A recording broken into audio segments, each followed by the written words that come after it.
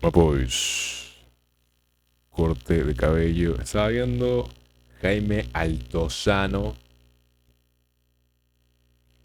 y este es mi canal de YouTube en este momento. Quiero cambiarme el nombre de Añade Compu, Añade Dev. Lo que sucede es que me cambié el nombre y no puedo hacer cambios de vuelta. ¡Wow! Sino hasta dentro de 10 días, me parece. Y nada, vamos con esto. Hoy voy a tocar hash maps, hoy va a ser hash maps y por aquí estamos. Hash table o hash maps. Y no sé dónde está esto, pero había un link de roadmap SH que tenía un buen tutorial de hash maps. Advanced randomization, perfect hashing, hashing with chaining, illustrated. Esta de aquí sería, no sé. Pero quiero implementar desde cero. Sé que en Python hay maneras y en Java también, pero sería bueno implementarlo We are desde going to cero. cover hash Hombre. table in two videos. In the first video, which is this video, we'll be looking at what is hash table, the different big O complexities, and we will implement hash table in Python. In the second video, we will look at how to handle collisions using chaining and linear probing, and we'll do the implementation of those two different approaches. At the end of the second video, we will also have an interesting exercise for you. So make sure you watch both the videos, and most importantly, you do exercises at the end of video number 2. Let's say you have stock prices data coming into this CSV file, and here you have a date and the price of the stock on a given day. You want to write a program which can give you the price based on a day.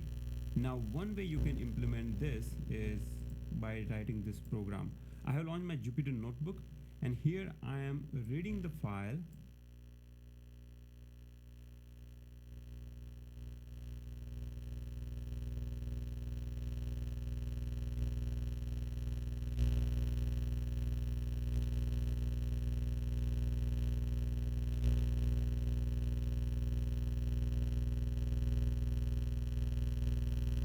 And going through the lines one by one, splitting them by comma, and then storing day and price into an array. So when I print the array, it looks something like this. It is a two-dimensional array or a list where each of the element is another list, where the zeroth element in that sublist is the day and the first element is the price. Now if you want to know what was the price on, let's say, March 9, then you can write a simple for loop saying for element in stock prices if element 0 is equal to March 9, then you have found your element. So print element 1. So this program tells you that on March 9 the price was 302. While using a list works here, Pero but eso it es is not súper very ineficiente. efficient, because imagine if your file size is, let's say, million records, and the date that you are looking at is towards the end, then you have to run those many iterations. So the complexity of this program is order of n. To find a price based on a day, it is order of n complexity. In Python there is dictionary which can do the same thing in order of 1, which is a constant time operation. And let me show you how you can do that. So here I'm gonna copy the same code, and one change I'm making is replacing a list with a dictionary. So my stock price is a dictionary now, and if it is a dictionary, you know, you can add a key by using this index operator, and you can just say that thing is equal to price. Okay, and when you print the dictionary, it looks something like this, where each of the days are key and then you have value as a price. So now when you want to find a price on March 9, it is very simple. You do this, and it immediately gives you the price. So you can compare array and a dictionary here, and you can see that in this particular case using dictionary makes more sense because this operation is order of one. Now we are going to look into internal implementation of a dictionary. So dictionary implements hash table. So hash table is the underlying data structure, and we will see how you can get order of one complex.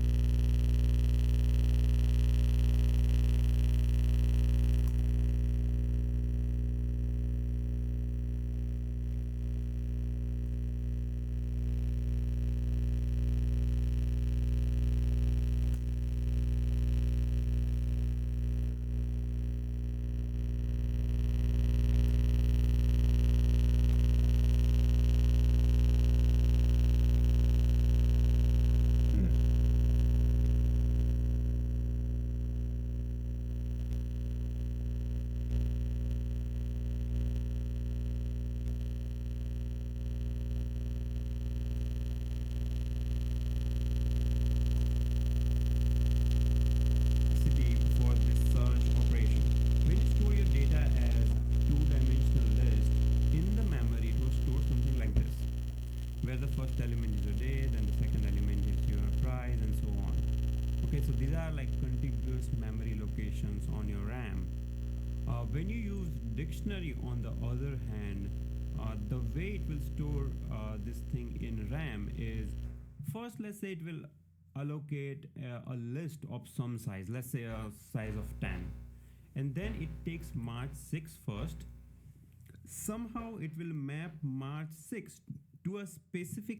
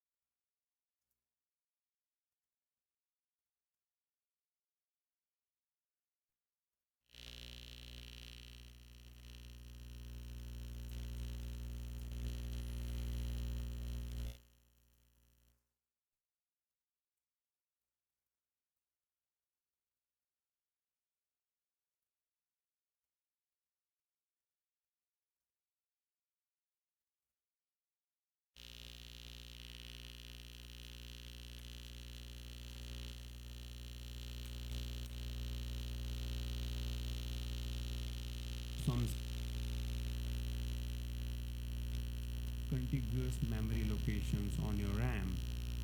When you use dictionary, on the other hand, the way it will store this thing in RAM is, first, let's say it will allocate a list of some size, let's say a size of 10, and then it takes March 6 first.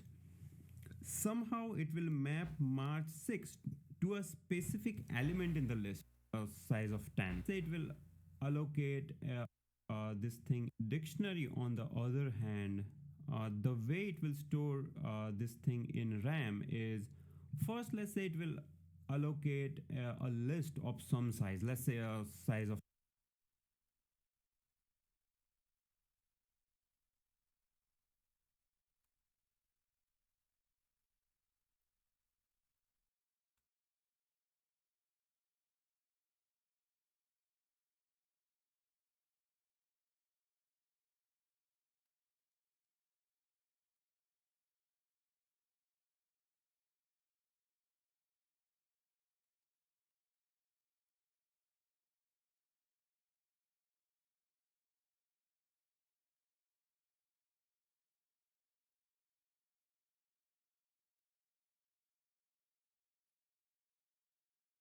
of 10, and then it takes March 6 first.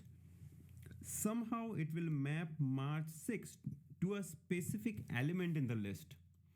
And to get the index of the element in that particular list, you use hash function. And we will see what this hash function is later on.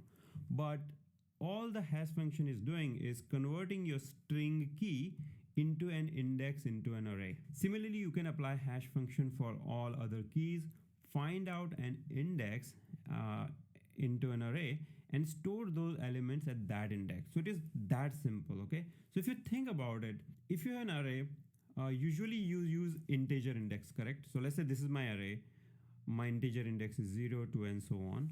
In hash map, all you have is a string index. So for example, it's ultimately the effect that you're getting is you can use string index in your hash map or hash table. By the way, sometimes people call it hash map, hash table, they all are same. Okay, hash table, hash map are internal data structure, and dictionary is a Python specific implementation of hash table. So then the question arises is, how did you get number 9 from March 6? So we use hash function. So what is this hash function? There are different ways of implementing hash function. I'm going to show you one way, which is using ASCII numbers. So I will take each of these letters in this key. So you can see March 6, including the space, by the way. For each of these letters, I will find out the ASCII value. So here in the ASCII table, you can see that the value of M here is 109. Similarly, A here is 97. I added all this value into a sum, and since the size of my array is 10, if you want to get an index between 0 and 9, you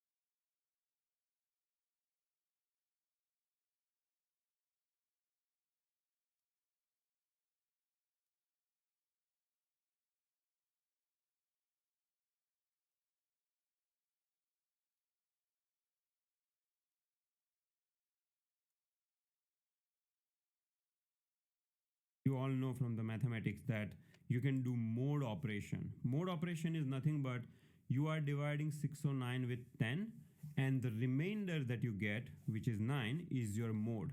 Okay, so this is how you generated 9 from March 6. As I said before, you can use different type of hash function. I just use this particular hash function. Okay, so here in the hash map, lookup by key is order of 1 on average. Similarly, insertion and deletion is also order of 1 big O complexity on average, and we'll go into this into detail as well. So this is an order, this is an average complexity, but on a worst case, it might be more than order of 1. Here I have list of classes available in different programming languages to implement hash table.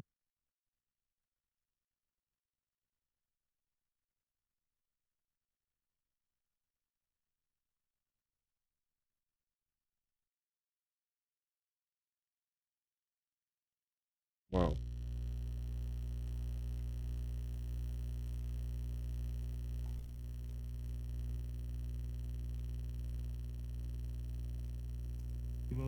In Python, the hash table implementation is called dictionary. Here is a code example. In Java, you have two classes, hash map and linked hash map. And this is how you create hash map and linked hash map. If you want to look at the differences, you can Google it. I'm not gonna go in detail on that. In C++, it is called std. Differences, you can Google it. I'm not gonna how you create hash map and linked hash map. If you want to look at the differences, you can Google it. I'm not gonna go in detail on that. In C++, it is called std map. So now let's implement hash map in Python. First step of implementing hash table is writing your hash function. So here I have written the same hash function which I showed.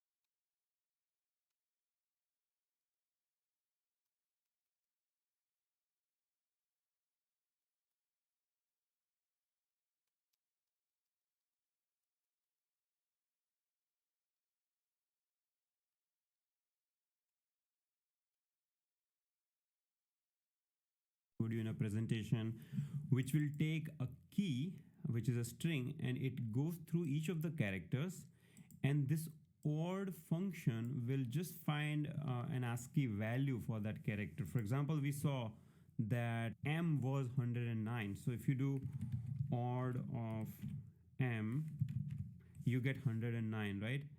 Similarly, if you do A, it is 97. So this is giving you the ASCII value of a character. So we are going through all these characters in your string, doing a sum, and that sum we are dividing by, we are doing a mode using 100. So 100 is, I'm assuming that let's say 100 is the size of my list, right? In the presentation, I used 10 as a size, but here we are going to use 100, okay? So what happens is when you call this function get hash, on your key, which is let's say March 6, you get this type of value. Okay, so you can do different keys and you will get different hash values. To implement hash table, I'm going to create a class in Python. Now if you don't know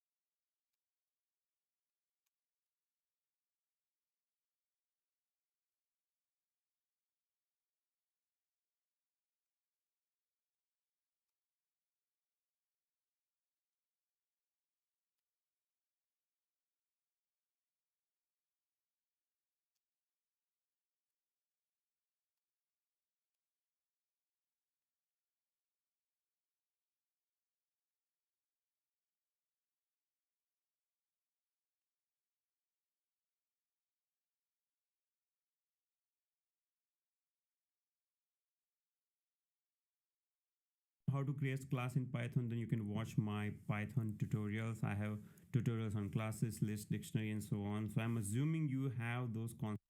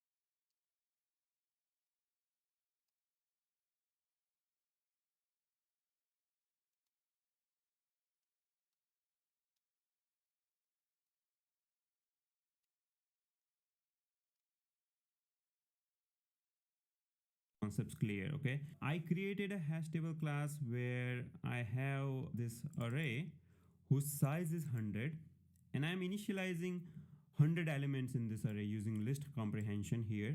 This is how you do list comprehension, and the value in each of these elements is none. Then I have same hash function which I created here. I already tested that function, so I'm just copy pasted. I have copy pasted that function here. Okay, so let's taste this class so far. So I have this class hash map, and the way you can create an object of a class in Python is by doing this. Now you can do t dot get hash march 6, and see you're getting 9. Okay, so far this looks good. Now we want to implement a function which can add an item into a hash map and get an item from the hash map. Okay, so if you look at our stock prices example, we have day and we have a price. You want to add the day and price, so it is like key value pair. So you want to add a key value pair. All right, so for that reason I will define a function called add, so key and value. So you want to add a key value pair in your hash map. So first thing you do is you get your hash. So self.get hash will give you, for a given key,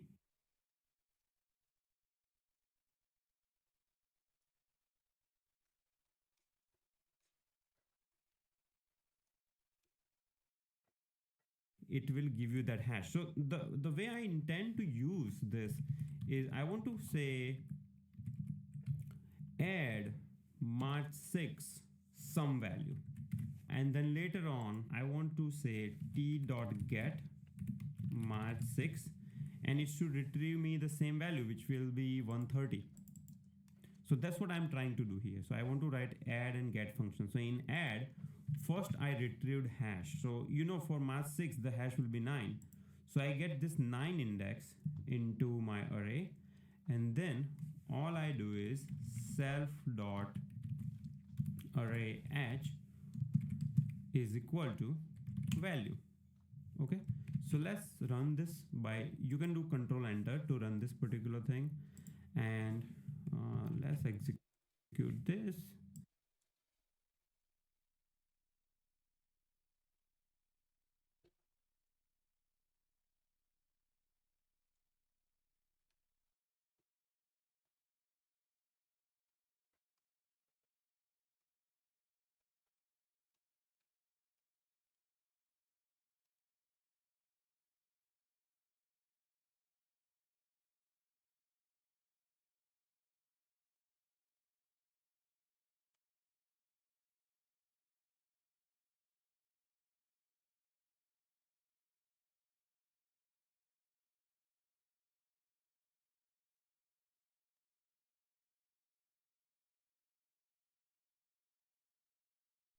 Let's execute this. Okay, this function is not defined. Okay, so I want to do t dot array and just see what happened to my array. So if you look into it, you see there is 130 value. So at the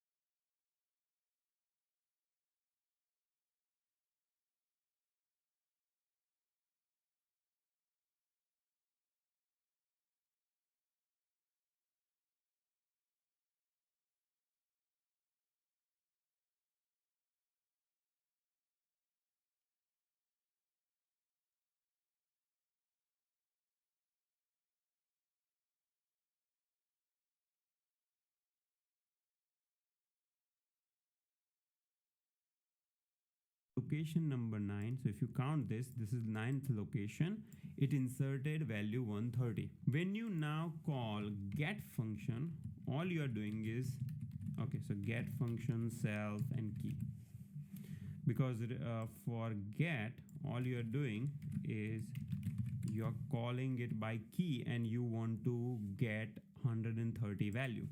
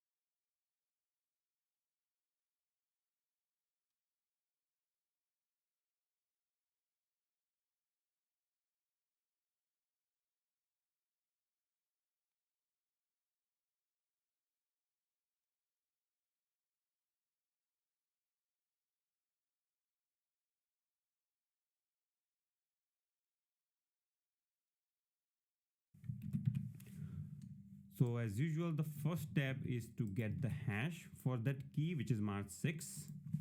So this hash will be 9.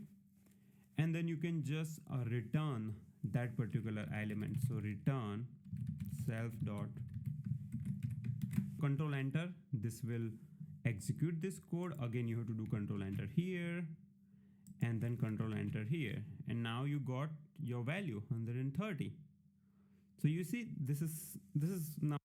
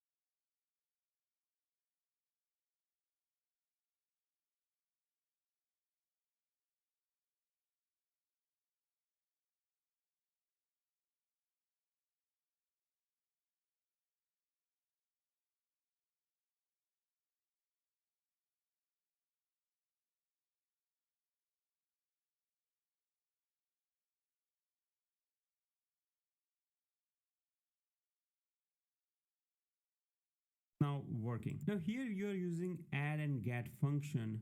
Wouldn't it be nice if you can do, instead of add, you do something like this?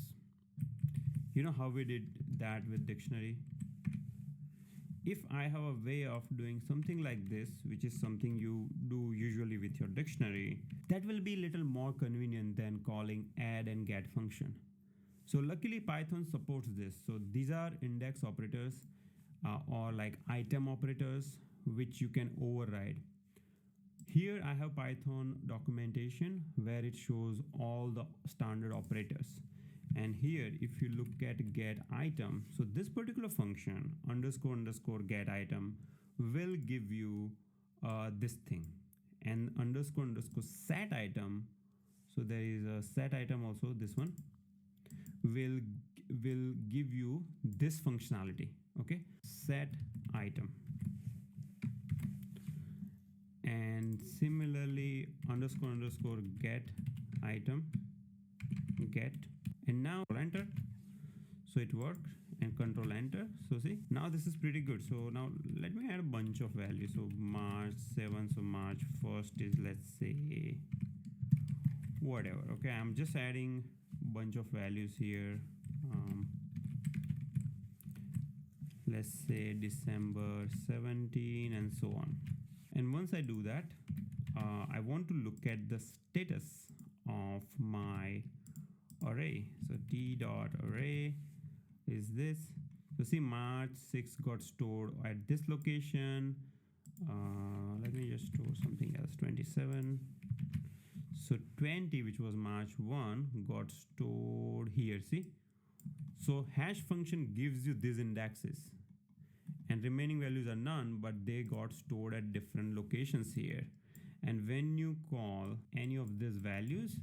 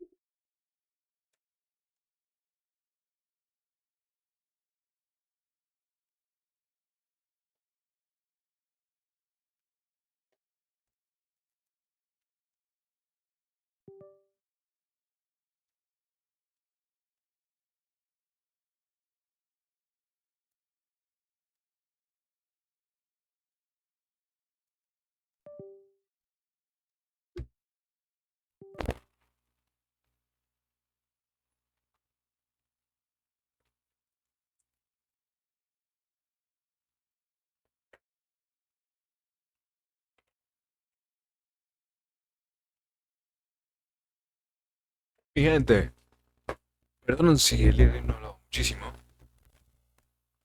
Me creo- Oh shit. Ok. Perdón si no he hablado mucho el día de hoy. Estoy increíblemente cansado, gente. Pero más o menos sé de qué va esta estructura de datos ahora que he leído un poco más.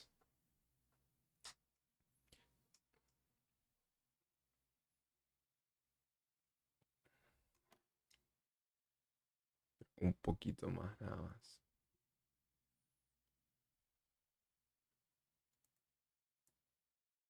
Buckets.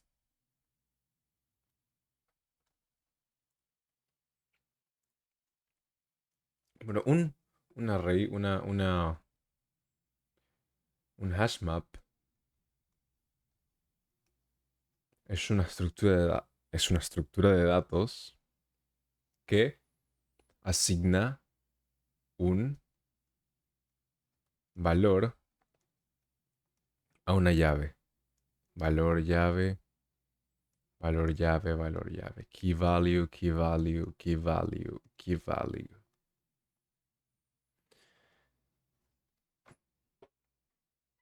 Cómo funciona un hash es que utiliza, es que los keys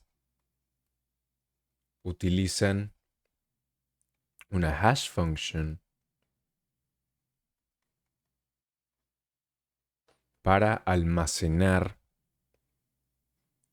el valor dentro de unos buckets, array of buckets, en el que las cosas están vacías, vacío, vacío, vacío, hasta llegar a nuestro elemento. Y aquí va a estar value, y el resto va a estar vacío, vacío, vacío, vacío. Y este elemento va a estar en la posición hashmap, en la posición array hash key. Los hash transforman,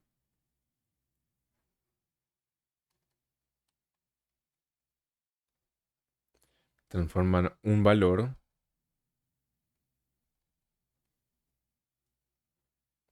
yo que sé, esto aquí puede ser también un array, es cualquier tipo de data type.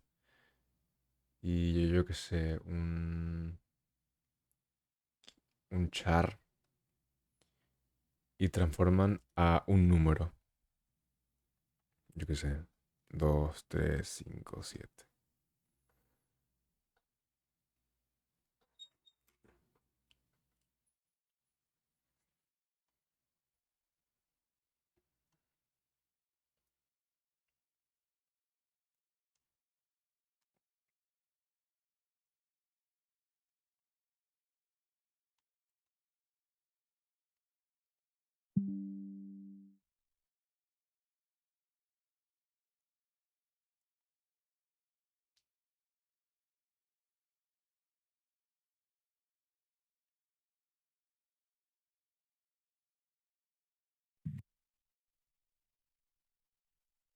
You get that back. See, March 1 is this, 17 is okay. So there is no March 17 good, so it return me none. See, when you do control enter, I don't get anything. But if I do December 17, I get 27 back. So by writing this class, what we did is we actually implemented a dictionary. Usually when you're doing programming, you will be using dictionary. You don't have to define these classes. But by writing this class, you get understanding of how dictionary works internally, and you get a better idea on how hash table works as a data structure. You can also define a delete item function. So here you can have underscore underscore. Let's see what is that function. So delete item, yeah, this function, see, delete item. So these are all standard Python operators. So I'm gonna implement delete item function, and I'm gonna say, okay, delete an element with this particular key, and you do is get the hash for that key, and in your array, which is this, you set that particular element to be none.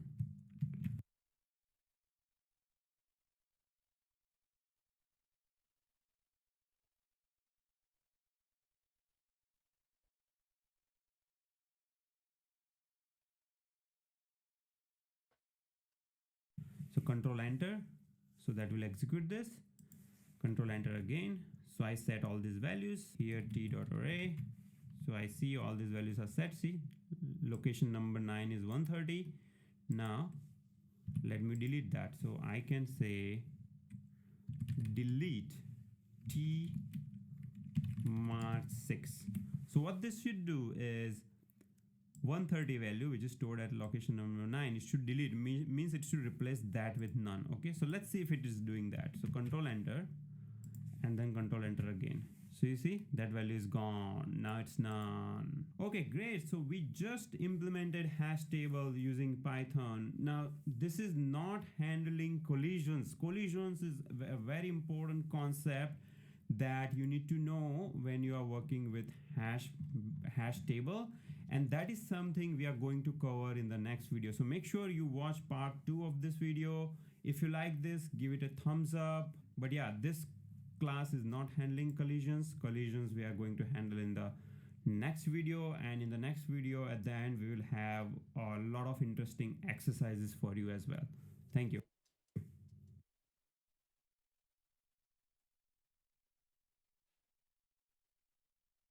Nada, chicos. Gracias.